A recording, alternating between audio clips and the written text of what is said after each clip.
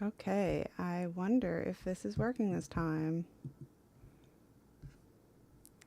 It's not pulling up a chat at all, unfortunately. So I'm going to have to see what I can do about that. Because what's a Q&A if I can't A any Qs?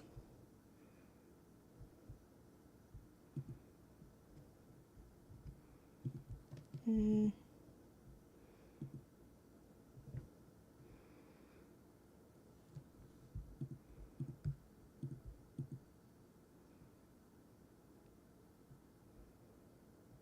Come on.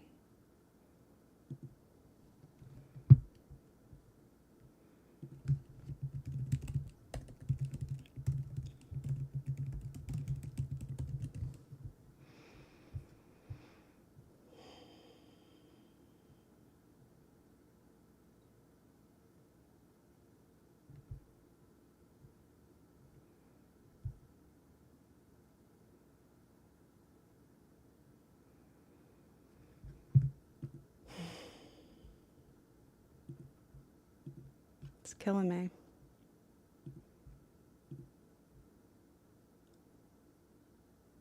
Maybe I can just do it through here. Okay. For some reason I can't get it through OBS, but I just have a different tab with YouTube. I think that'll result in more of a chat delay, but that's the best we're going to get right now, it seems. I'll take it.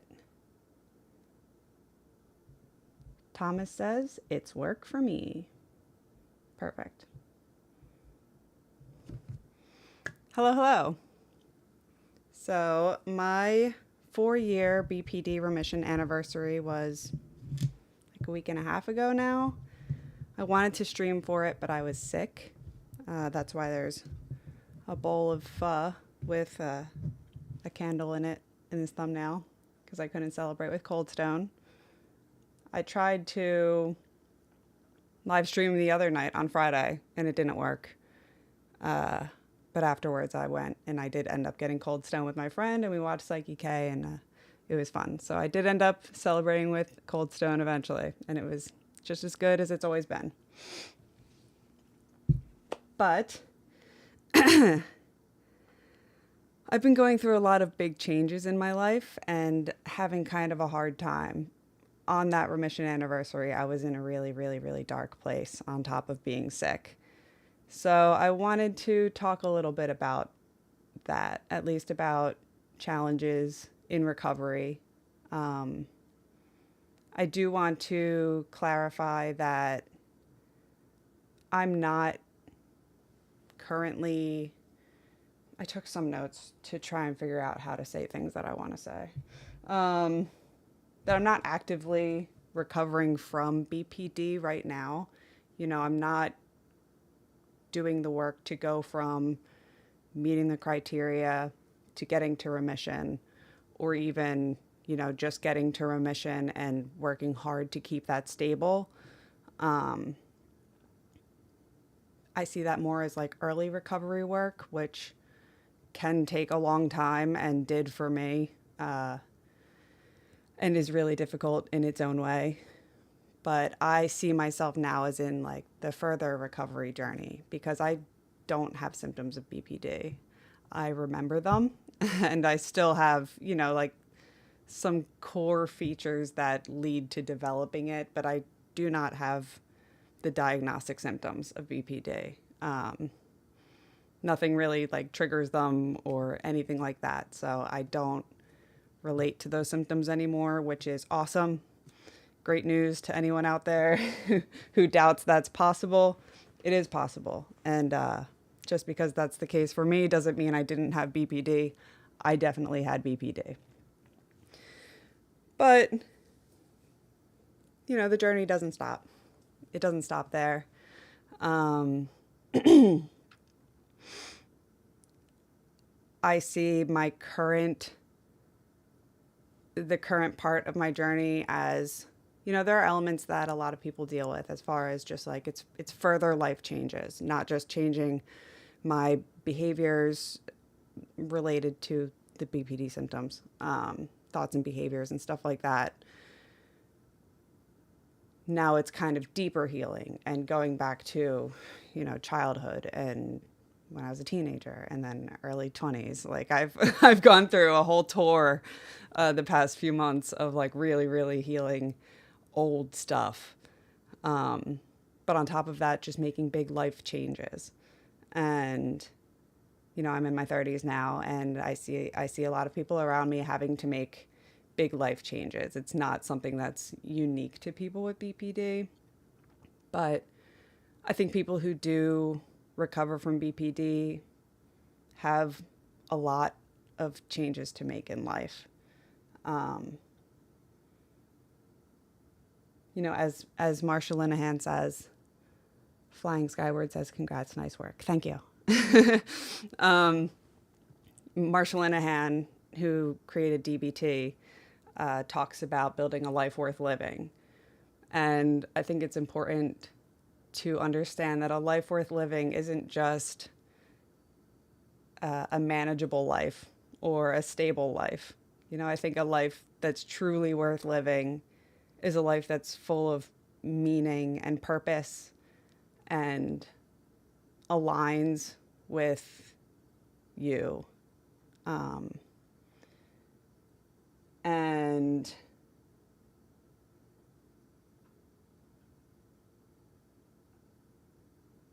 it's a life that you really feel like you fit in. A really big part of my growth this past year has been around this idea of not fitting in.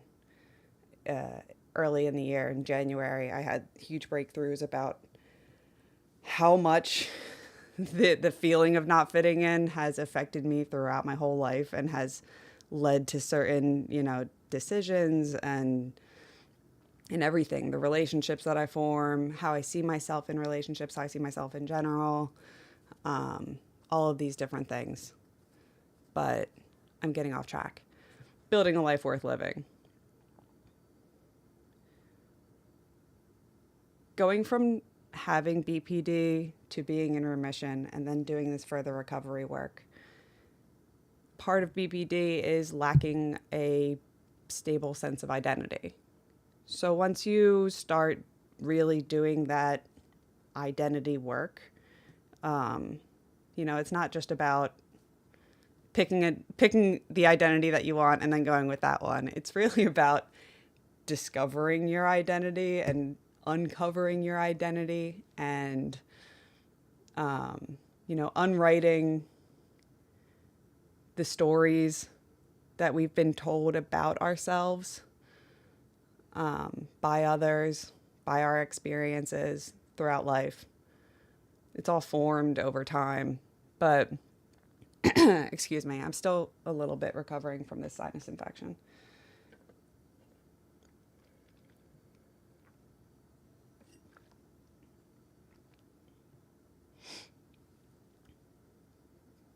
Identity.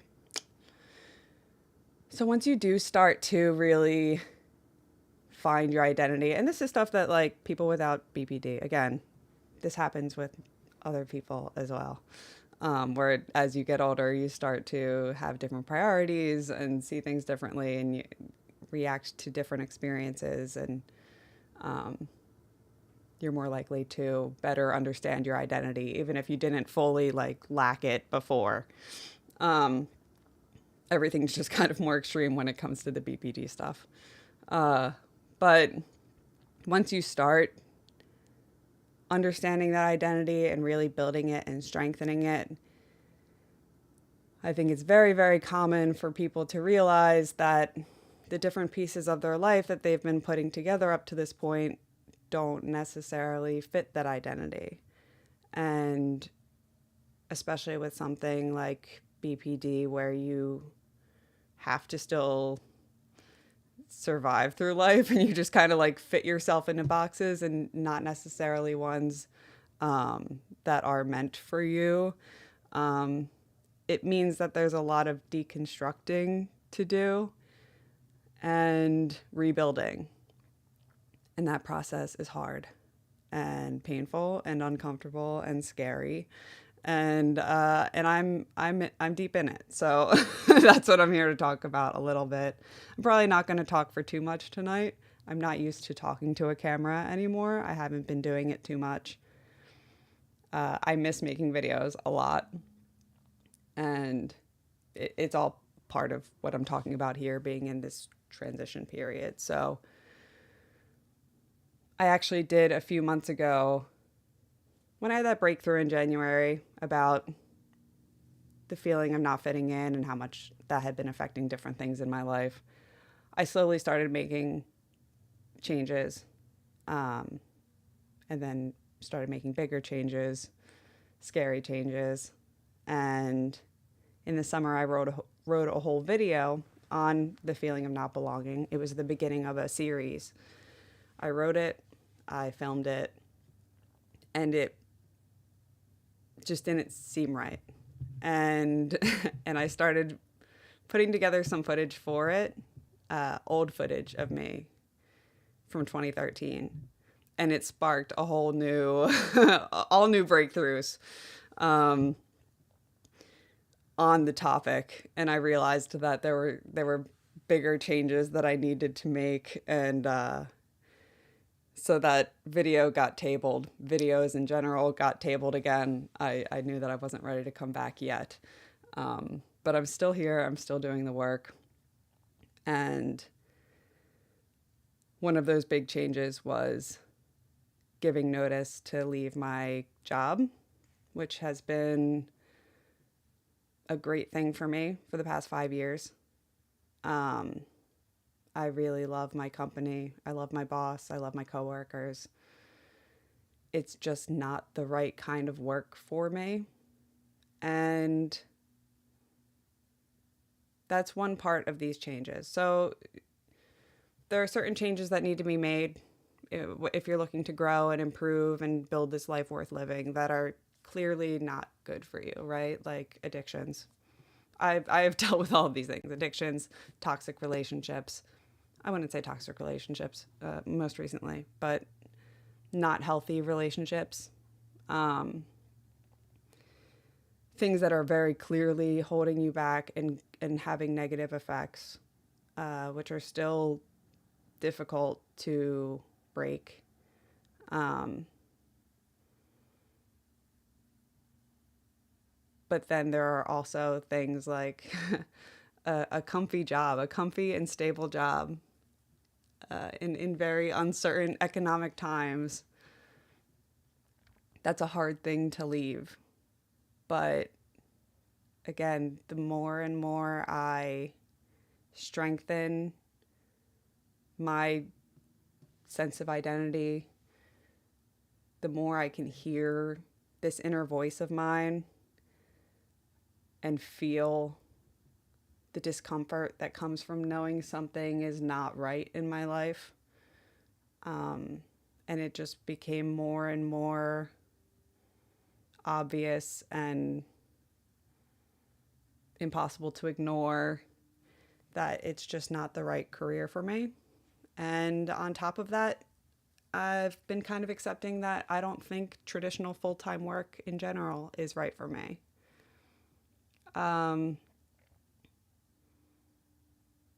Which is a big thing to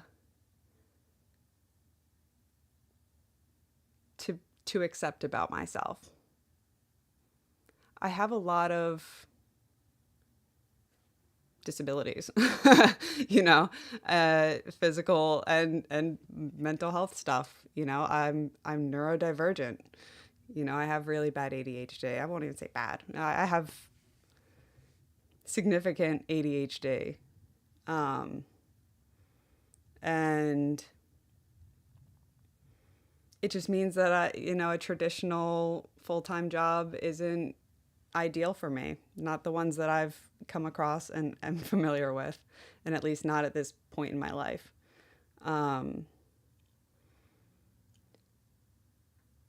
So I am still working at my job for a few more months. It helps the company. It's a small company, and I want to help with the transition. And, I'm working on my own transition. I don't necessarily know what comes next. It's a scary jump, but an important one, a necessary one. I really, really, really want deeply meaningful work that I don't have to sacrifice my own health and happiness for. Not even happiness, but where I can take care of myself and take care of others. And I will find that work, and I will create that work if it doesn't already exist yet. But so I'm in this really big transition period, and where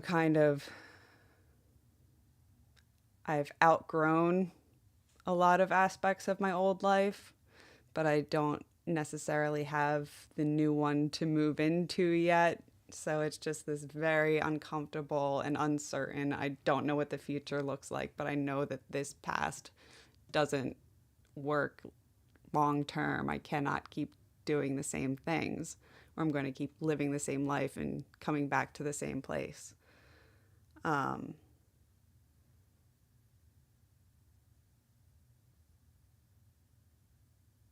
Yeah, I also got off my ADHD meds last month. So I'm still adjusting to that. I was taking amphetamines for my ADHD for almost 13 years every day. So it's been a really interesting journey. I'm actually able to focus a lot better in a lot of ways, but not so much right now, just talking to a camera. If anyone's in the chat, please feel free to ask questions or say stuff.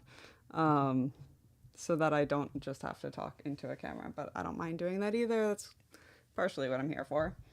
I feel like I just started saying a lot of things and didn't get to the reason why I was saying them, but that's okay. This can just be some life updates too. But I do plan on, once I'm no longer working full time and I'm able to kind of readjust into this new life, very much excited to get back to making videos. I do want to make a whole series on this, the feeling of not belonging and how to find belonging, because that's kind of where my journey's all been, and everything just keeps coming back to that, and I keep finding new insights, and there's a lot to it. I want to also have it so that I make actual edited videos and then pair them with live streams for each video. I think that'll be a lot of fun. So there's certain things that I was going to talk about here tonight that I'm actually probably going to wait for because they will overlap a lot with those live streams. But so big changes that people go through in general, that I'm going through: career, relationships, friendships, habits, addictions. Right now I'm a recovering people pleaser. I'm really learning self-respect is a big part of strengthening that self-identity, learning self-respect and boundaries, and not ascribing your own worth to, what you can provide for others and things like that. It's all super important for growth and very uncomfortable and, scary. There's a lot of things. You lose a lot when you grow, again, because you do outgrow things. And,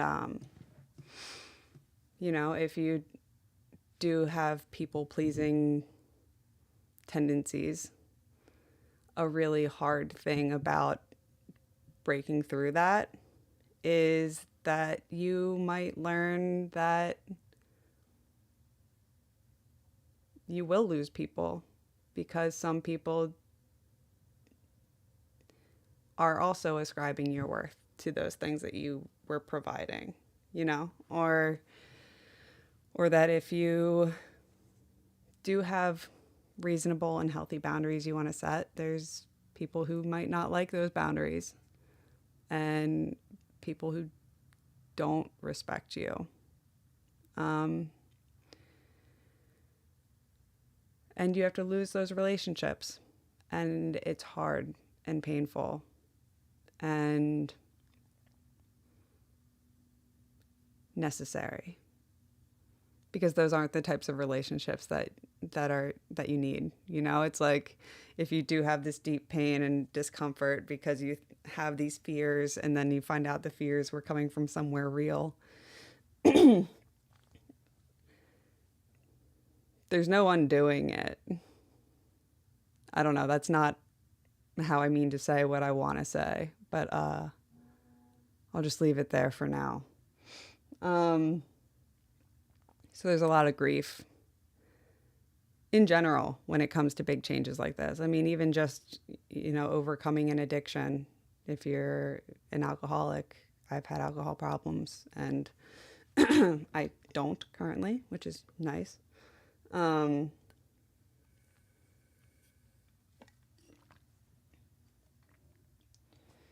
it's hard. There's loss of identity. There's loss of friendships and that type of thing. If you're used to having a group of people that you only drink with, and now suddenly you can't connect with them.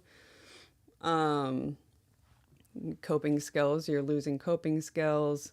It can affect other areas of your life. Big changes come with a lot of connected changes. It's rarely just one thing. Oh, I'm going to make this one change and everything's better now. There's usually a lot of downstream effects to that. And it's just difficult, It's difficult. It's uncomfortable. We are wired to want to just keep things the same. Change is uncomfortable, and we want to avoid that. But staying in the same place is ultimately way more uncomfortable. So loss of relationships is very common. I see people talk about it a lot in the BPD Remission subreddit. And it's already hard,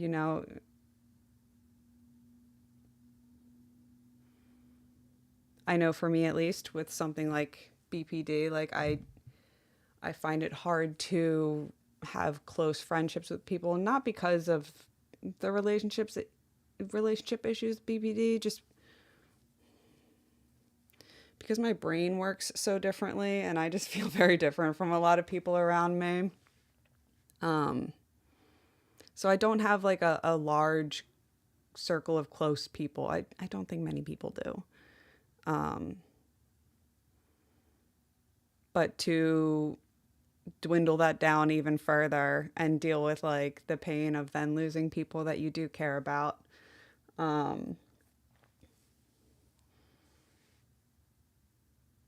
don't remember where I was going with any of that, but it's hard.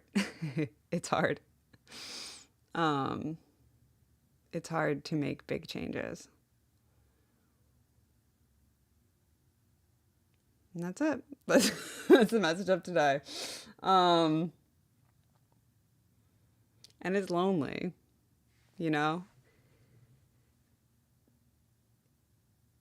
dealing with everything that you have to deal with while making these big changes. Again, the grief, the uncertainty, the fear, the pain. It's mostly internal. It's mostly, you can be making these major changes and the people around you cannot see or really understand that for the most part. And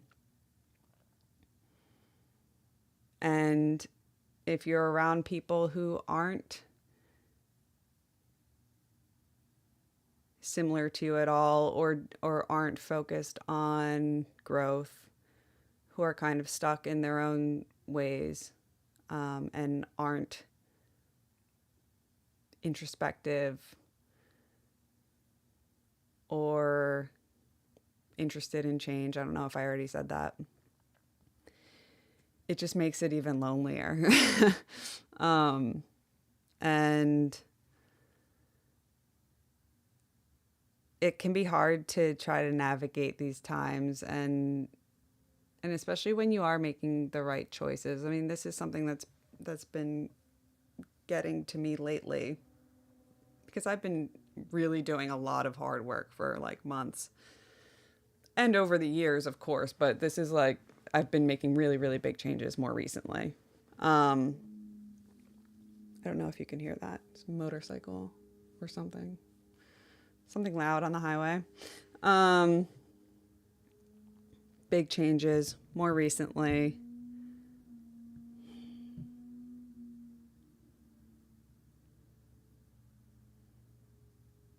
Discomfort. I don't remember.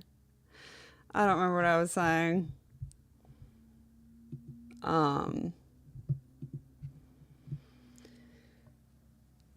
Oh, but so I have really been leaning into like living more authentically and showing up more authentically. Like it's not as if I've been walking around being dishonest about who I am or misleading, but I did suppress myself a lot. And again, just with these people pleasing tendencies, I would focus more on the other person and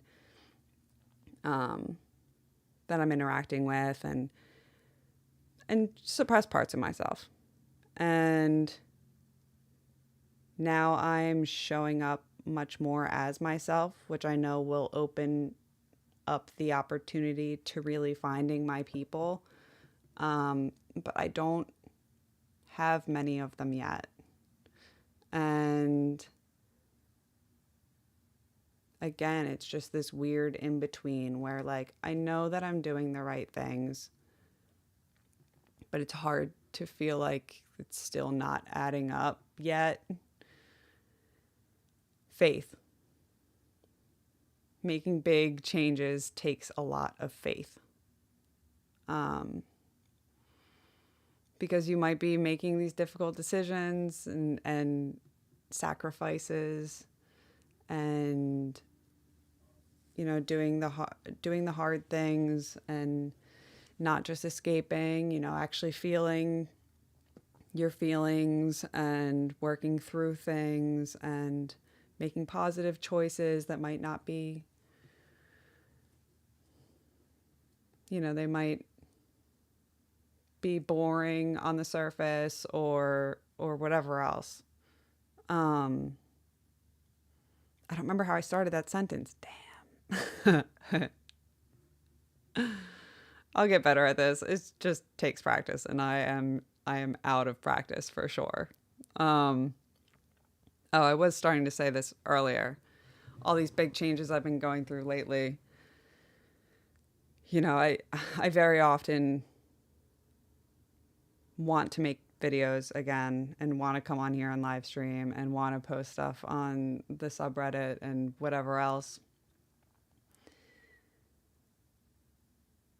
And even just like make content on Instagram and whatever else. I really want to share what I'm going through, especially feeling so isolated and whatever else. Like I really want to share what I'm learning and experiencing and everything else.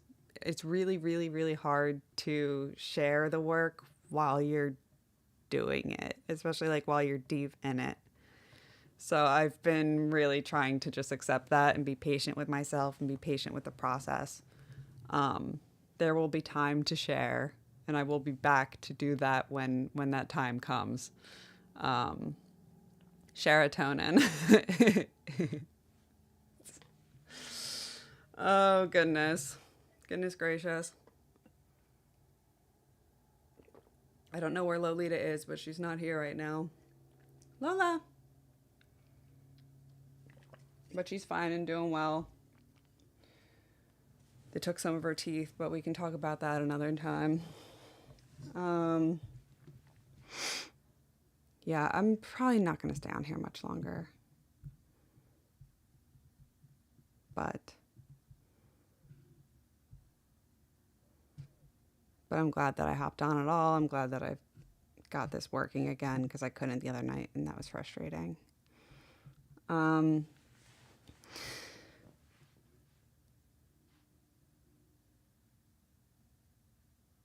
Hard changes.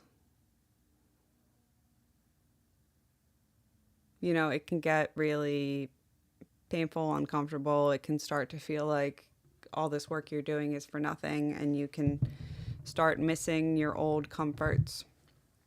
And it can get really tempting to just go back to that.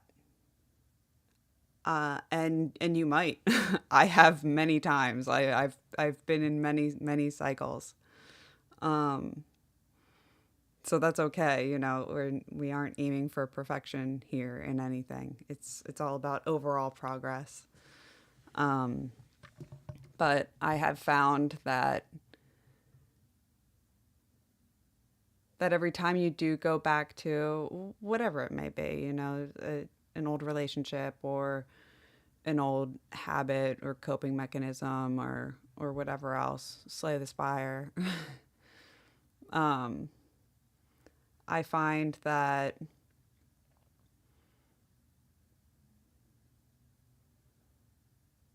each time you do that, you still never go back as the same person. So it can feel like, say you have a drinking problem and you quit and you're good and you're sober and then you relapse. You might go back to having a really bad drinking problem again. But I don't think you go back to it as the same person. I think that it doesn't totally reset your progress, I don't think. Which doesn't mean not to take it seriously, but still, I don't think that once you make changes, you can fully undo them. So for me, it's like every time that I go back to things, it's still, I've grown a little bit, and it's, the comforts aren't as comforting. And, again, it's just over time that inner voice gets stronger if you let it. And, so then that comes with its own form of grief, where you're kind of like, man, I would love to just go back to this thing and enjoy that and just like feel those good feelings again. But it's not even an option at some point. Like, it wouldn't feel that way even if you did.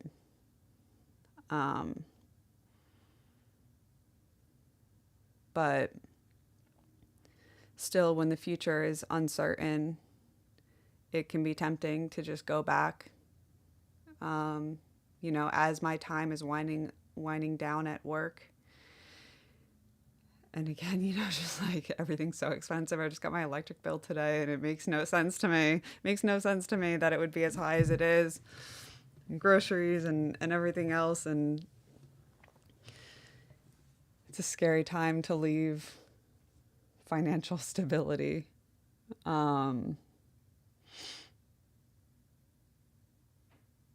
I forget what I was even going to say. Oh, there's still part of me that's like, well, I could figure out how to keep working there and I can whatever, but I know that it doesn't work.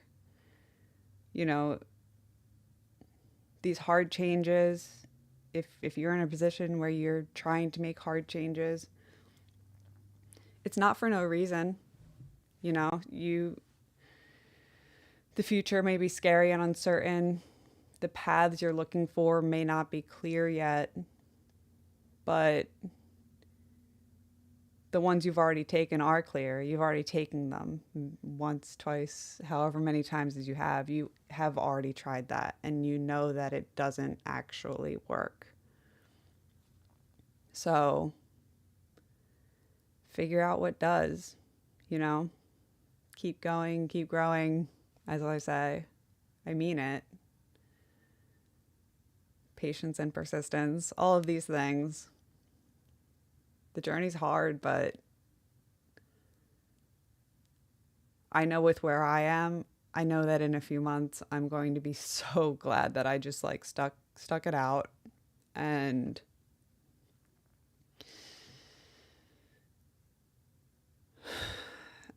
really listened to myself, like my deep inner self. A few months before my dad died, I, which was totally unexpected, he had a heart attack and was dead. No warning, no nothing. Um, this is in 2023, right before I started this channel. Um, a few months before that, I had been like really having these strong feelings that I needed to, like, that something big was coming. I thought it was going to be something good, but that something big was coming and that I needed to like make more changes. I've been working on self-improvement and everything for years and years. Before I was diagnosed with BPD, I was already trying to figure it all out myself.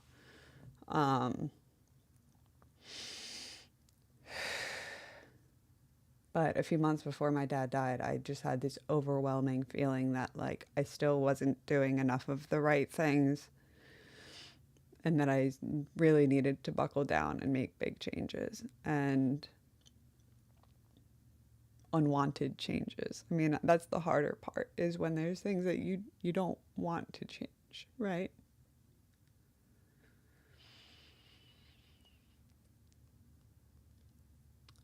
And I really buckled down and made those changes then and got myself to such a good place.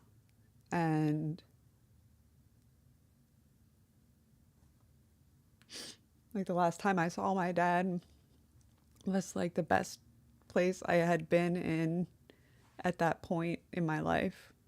And I'm so glad that he got to see me like that, because he had seen me at my worst, at many, many worsts, at many years of worsts. BPD sucks.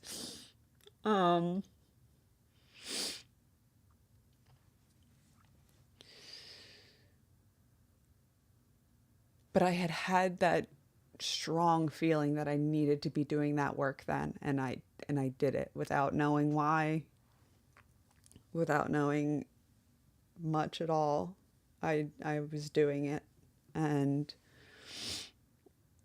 I was able to handle his death really well. If I had been in a bad place when it happened, who knows, but I was able to handle it myself. I was able to be there for my family, and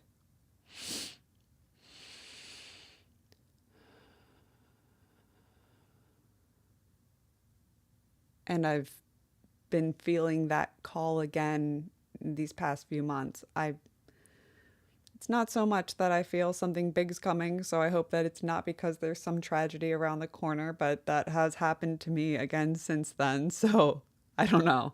But I don't think that's it this time. But there is a strong call. I know deep down that I need to be making these changes, and that there's something else I'm meant to be doing in life. Excuse me. And I think it's really important to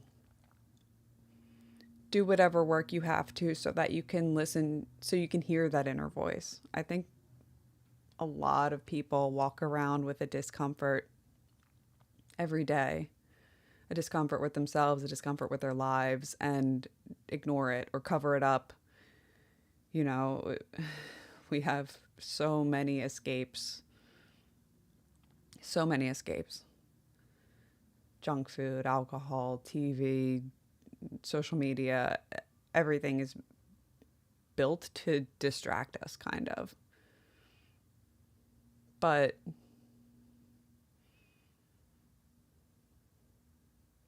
I don't know, stay woke, like snap out of it and like listen past it all, and connect with yourself. And if you are feeling depression or anxiety, I'm not saying that there isn't something else behind that and you don't have to worry about doctors or medications. That's not necessarily the case. But if you feel a deep discomfort, try to just sit with it and listen to it sometimes instead of always escaping it. Because it's probably trying to tell you something. that's been a big thing with me with avoiding drinking and smoking. You know, at times when I'm really lonely and really uncomfortable, like those are easy things to do. Um, but the really, really uncomfortable feelings, they tell you a lot. And it's important to listen to yourself. We have a lot of answers, I believe. It just takes digging for them sometimes.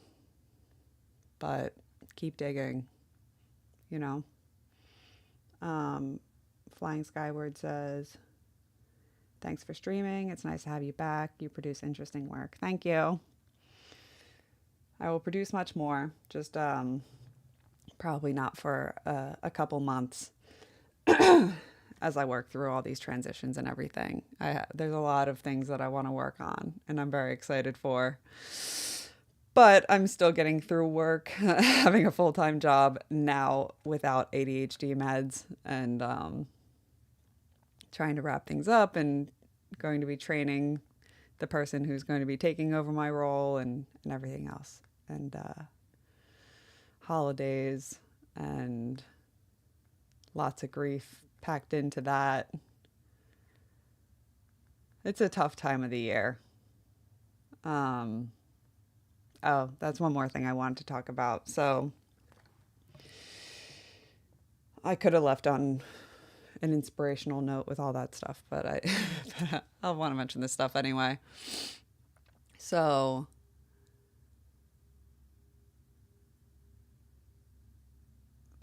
my remission anniversary, things got really, really bad for me that week.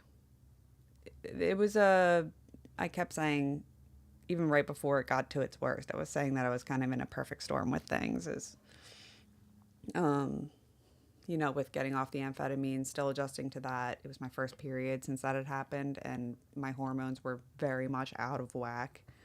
I've also been weaning off of Lamictal, and I had finally just gotten off of that. A bunch of things in my life. Doing the final interviews for the person who's going to be taking my job. Some other painful things.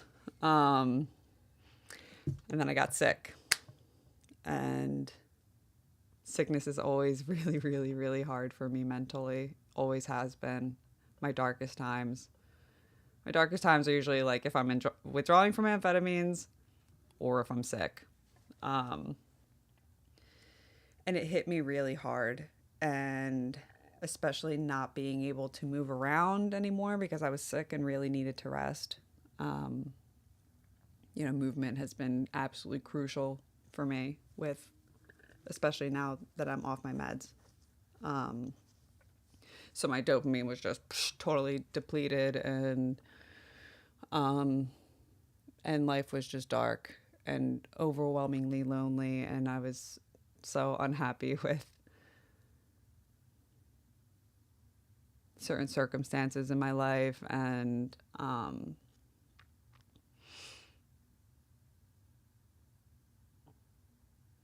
if you're someone who is in recovery or, you know, whatever, just if you are in recovery from BPD, I'm going to ask you to try not to put too much pressure on worrying about relapse. Because I used to, I'm bringing this up now again because this was like, I was going to come talk about my remission anniversary. And before, I used to really stress, for me personally, my definition of remission wasn't just not meeting the diagnostic criteria anymore. It was also that I was in a streak of not having SH or SI. I'll use the YouTube friendly abbreviations for those. And I was having SI, passive SI. And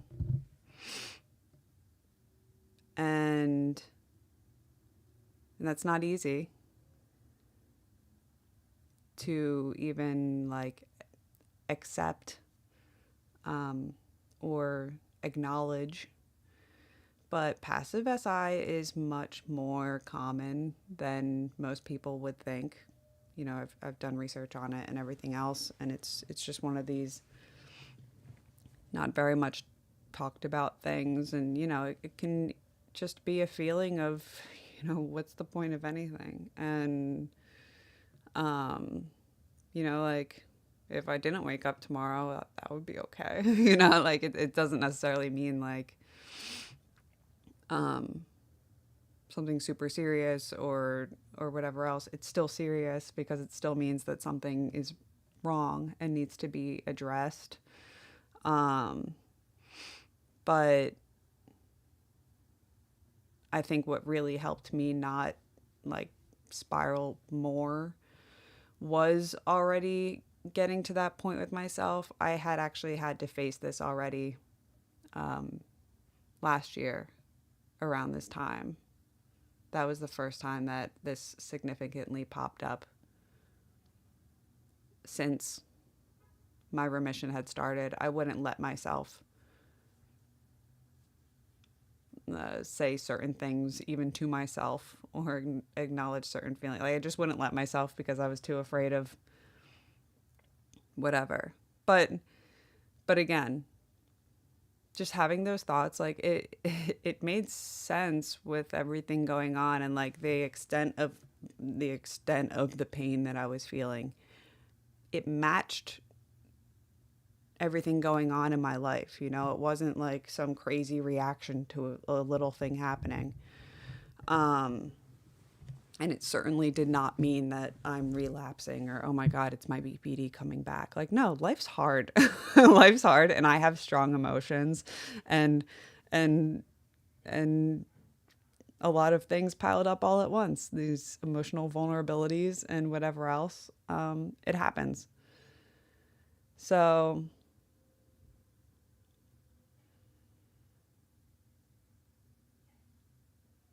I forget where else I was going with that, but I'm gonna go. I'm gonna go. No fear of relapse over here at all. Truly, I genuinely do not think that I will ever meet the diagnostic criteria for BPD again at all, which is cool. I still have plenty that I need to take care of to make sure I'm living the life that I want to be living so that I don't get into these like life's meaningless, what's the point of all this type pits, and that I can just continue making aligned choices, maintaining that strong sense of self and self-respect. Sorry if you can hear someone's being loud in the hallway right now. But I just know that there's a very loud narrative out there that, you know, BPD remission recovery only goes so far and that you're constantly like you always have BPD and that it can come back at any time, even if you're in recovery. I don't believe all that. I don't buy into it. I think it's a very challenging journey for anyone. I think the journey looks different for everyone. I think the work that needs to be done is different for everyone because everyone's BPD is different. But I think recovery is possible. Further recovery, full recovery, whatever you want to say.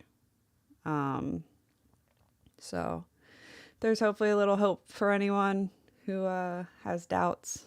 You can have doubts, that's fine. But try anyway, you know? You can doubt, but faith will help a lot, I believe. So, gotta have faith. Thank you for coming. Anyone who is in here. It was a little bit impromptu. And again, I tried to set this up last week and it didn't really work out. So I'm glad that I did this at all. I'm proud of myself because I also did, like, after I ran into those technical issues last week, I just kind of psyched myself out a little. I was like, I don't even know if I could just talk into a camera anymore. And if there's not people in the chat, whatever else, but like, I don't care. Like, a few people are going to come in here and watch this, and some of them might judge me. I don't care. Because some of them might come in here and resonate with what I'm saying and see me. And so I'm glad that I've shown myself for that case. And I hope that anything that I've said helps anyone. And I will be back at a future date to say more things at this camera. And I hope that you'll join me then. Thank you, Flying Skyward, who says thank you too for streaming. You're very welcome. Thank you for joining. And I hope to see you in the next one. Peace.